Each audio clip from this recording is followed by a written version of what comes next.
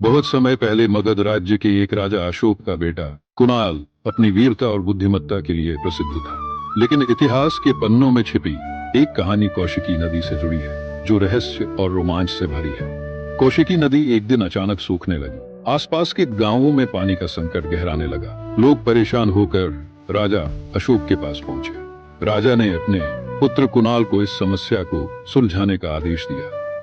कुणाल अपनी तलवार और घोड़े के साथ जंगल की ओर चल पड़ा। जैसे जैसे वह आगे बढ़ा, उसे नदी के किनारे कई अजीब घटनाएं दिखाई दी। सूखे पेड़ों की परछाई, हवा में अजीब सी गूंजती आवाजें और चारों ओर सन्नाटा। कुछ देर बाद कुणाल को एक वृद्ध महिला मिली, जिसने उसे सावधान किया। इस नदी के स्रोत पर नागों का एक अदृश्य राजा कालकूट राज करता है।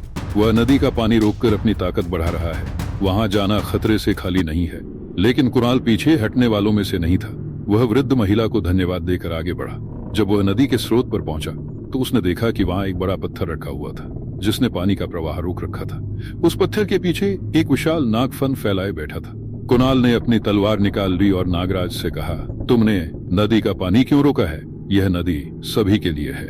नागराज ने गुस्से में फुंकारते हुए जवाब दिया, यह मेरी शक्ति का स्रोत है, मैं इसे किसी को नहीं दूंगा। कुणाल और नागराज के बीच भयंकर युद्ध शुरू हुआ। तलवार और नाग के जहर की ताकत टकराने लगी।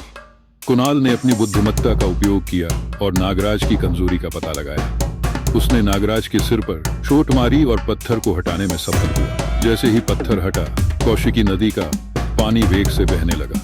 नदी के बहने से गांवों में फिर से खुशहाली लौट आई। नागराज ने कुणाल से क्षमा मांगी और कहा, तुम्हारी वीरता ने मुझे पराजित किया, अब मैं कभी इस नदी को नहीं रोकूंगा। भावनात्मक संदेश: यह कहानी सिखाती है कि सच्चे योद्धा वह होते हैं जो निडरता और बुद्धिमत्ता से किसी भी संकट का सामना करते हैं। कुणाल ने अपनी शक्ति और विवेक से न केवल अपने राज्य को बचाया, बल्कि हमें यह भी सिखाया कि सामर्थ्य का उपयोग केवल दूसरों की भलाई के लिए होना चाहिए।